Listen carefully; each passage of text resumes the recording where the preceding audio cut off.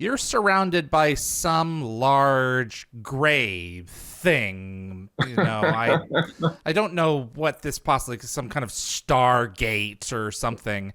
Uh, Is this yours, or are these the salvage pieces from the feature? no, I brought it from home. No, I mean, is it Stargate Productions original, or is what this the what one what salvaged from happened? the movie? What happened once I got the gig? Uh, we were in, what was called the baby stage because the effects stage we didn't have access to at that point, and the studio that we eventually wound up in wasn't even built yet. Yeah, stages 5, where SG-1 was, and 6, which was like Yeah, a secondary. Those were still parking lot space. I wanted to that was establish part. this Yeah. first and foremost. I remember looking at drawings of those stages as they were in progress, and they would come to me and say, "Is there anything you want in these stages?" And I would say, "Yeah, put in a couple of water taps and a couple of sinks," because all architects always forget when they build a studio that a couple of water taps and a couple of sinks in a studio are a tremendous help to people like the painters and whoever has to do anything with water has. Yeah. And anyway, we had those, Okay. but they were being built. So we were in the baby stage, and I got the gig, and we were setting up. And I was talking to the execs, and I flew down to Los Angeles, and there was in the middle of nowhere, up, oh God, north of LA. I went to MGM, Mhm. and they assigned me a wonderful person. God, I can't remember her name. A great woman. Her job was, they checked me out, obviously. And she told me this in the car as we're driving around. She says, "I've never, my part of my job is to check people out when we hire them." And she said, "I've never had anybody say a bad word about you, Richard. And believe me, I've checked you out," which was pretty nice, I thought. Um, Absolutely. because one of my favorite lines is, if you ask about me, you're going to get varying opinions, which is fair enough. So Uh, you're in LA. so anyway, I You have go to no LA. idea what you're going to work with yet, I'm guessing. No, no, none. How And far there's, are you from day one of shoot? Were we months out at this point? oh yeah, but the very beginning, yeah, Okay. very beginning. We knew a couple of things we could start laying out and designing, but no, not the gate, not the Stargate, not the whole deal. A couple of locations we could work on, stuff like that. But anyway, I go north, and she drives me to this warehouse. There was a big warehouse in LA where you had the big creatures from the movie Stargate. You had this, you had that, and they stored all this stuff. And then we went up to this, like a ranch, hours north of LA, and we found bits of the Stargate. It was in pieces, right? It was scrapped at that point. And I'm looking at these, if you look at the detailing on it, you say, well, I could, and I'm in my wee little mind, I'm going, well, I could pull a mold off of that, or I can do this, or I can do that, or at least I got something I can draw from or pull an image from it. And well, I sent back up 2 tractor trailers full of things like that. Nothing that was complete. It was all bits and pieces, and this thing's like, it's sort of like being an archaeologist, I guess. You find one bone, and then you try and reconstruct more from that. So I fly back up, and I'm saying 2 tractor trailers will arrive here in about a week and a half. And those tractor trailers showed up. We spread everything out. We set up our prosthetic. We made the original helmets, the ones that open and closed. Those were mechanical. We made those in a little lean-to shop outside of the Bridge Studios that we put up. I mean, it was polyethylene and 2x2s, and a lot of toxic chemicals. Yeah. And what are you talking about? We got air conditioning. You're outside, for Christ's sakes. I want to focus on the Stargate for a few Yeah. minutes, if you don't mind, because it is such, to this day, was such a marvel of a prop. So you Yes. bring 2 tractor trailers up. Yeah. You don't even have a complete Stargate. You have pieces that you can No. take molds from.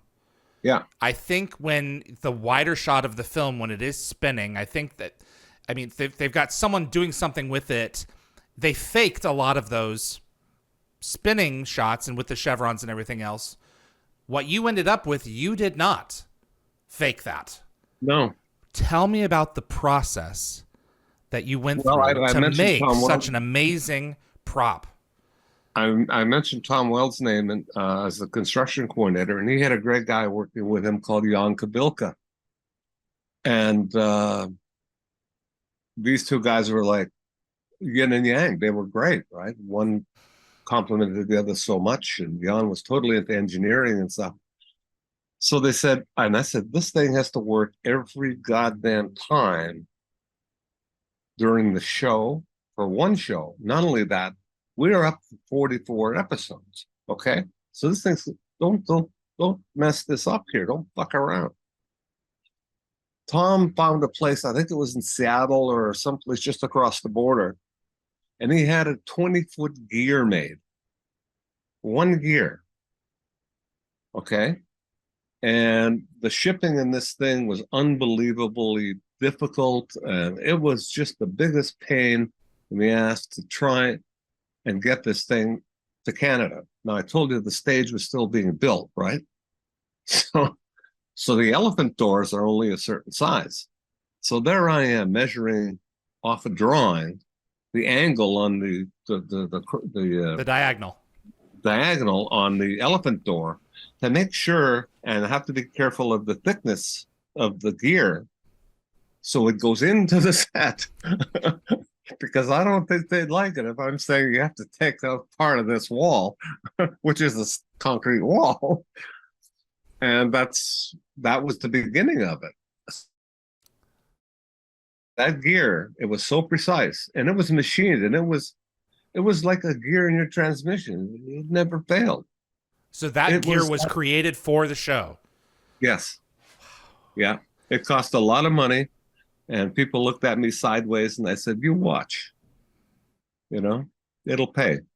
Because it has to land on every glyph that it's supposed to. And apparently it didn't have like a fixed like resting place. It had to remain free to float. What was that like? And then you built the what were the exterior pieces that were bolted into it? It was shrouded in fiberglass pieces. Okay. And then the ring was within that. And then each of the lights that lit up were like I talked to the painter about this, and I said, look, it's got to be opaque when I'm looking at it and it's not lit, but it's got to be transparent when it is lit. And there is such a thing but they have to look up, and back in those days, they have to look far and wide for it, right? So when you look at the whole thing, unless it's backlit, that does not light up. So the painters had their problems cut out to them as well. Mm-hmm. It was a really, really tricky piece to build in every one of those departments. And again, I give total credit to all the guys and Tom and Jan, and I think it was Ken Wells who was painting at the time. Man, oh man, they did a great job, and Sal Bakila did all of the helmet work and all of that. Wow. He was a sculptor and an incredible mechanical kind of guy, right? But those things were things of beauty. I mean, they were the whole thing in the movie. They were CG. Mm-hmm. But, no, those helmets were heavy. I wore them before I sold them for prop yeah, works, well, and I'm going to get to them.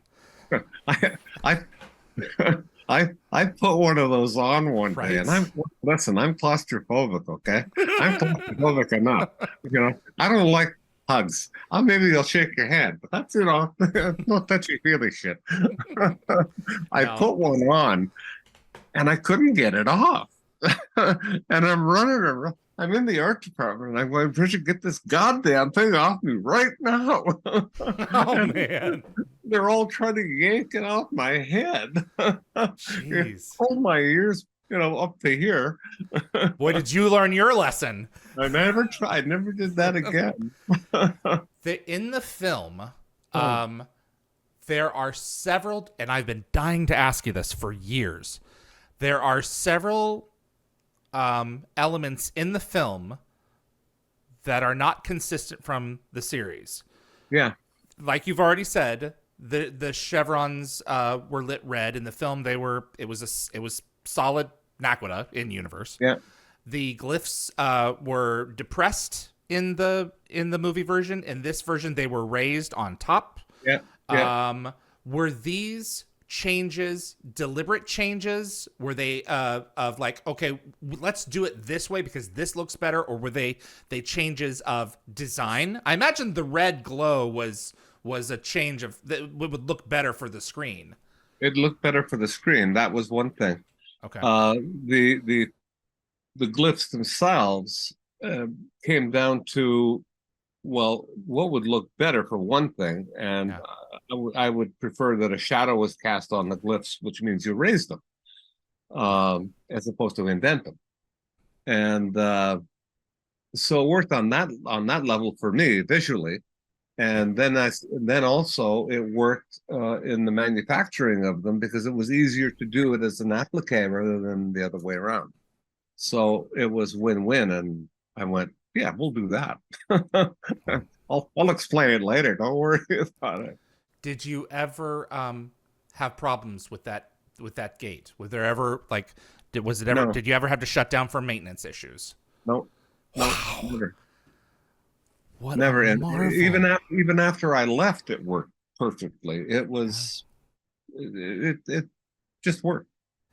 Could you attribute a dollar figure to it if I asked you to? Like an estimated range in terms of R&D Oh, God. and parts and shipping and everything that put that thing together? You know, Is it $1 million item? I probably these days, Yeah. but I can't remember what it actually, when you start totaling all those costs in, it's I can't throw a number at that. Wow. But if I were to do it today, I would guarantee you that if I said I wanted to build that now, the gear alone would be $250,000.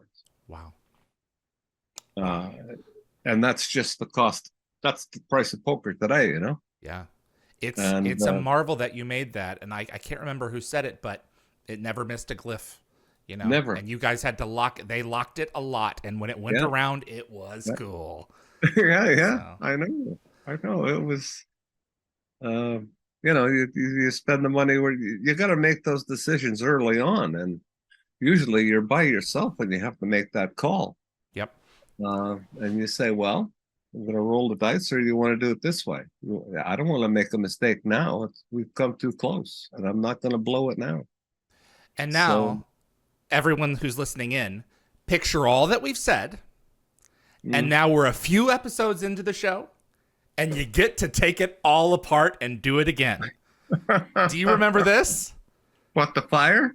No, not the fire. You had to move it over to stage 5 when stage 5 was finished building. Oh, yeah. So everything had to be bolted together, then unbolted, and then taken away. Yeah. Well, we have to not only move that, we have to move a number of sets, because we had shot a couple of episodes in the effects stage, and the effects stage is a very long stage. It's got to be 350, 400 feet long. It's got a high ceiling because they used to build bridges in it. Obviously, they built the San Francisco Bridge in it, the Golden Gate Bridge. Mm-hmm.